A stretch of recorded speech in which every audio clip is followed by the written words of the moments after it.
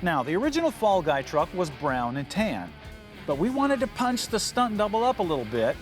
So, for the brown, we used a PPG color called Rum Point because it has a great depth and a nice metallic to it.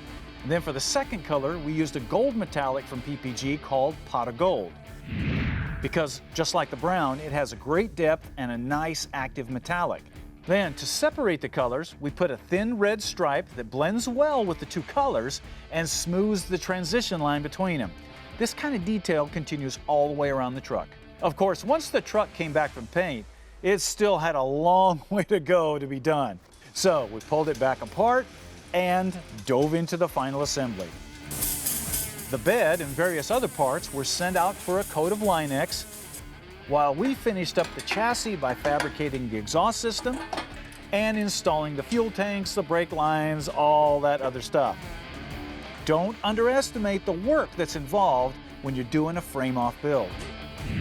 Once that was done, the bed and the cab were set back on and bolted down for the last time, giving us the first real hint of what this thing was going to really look like.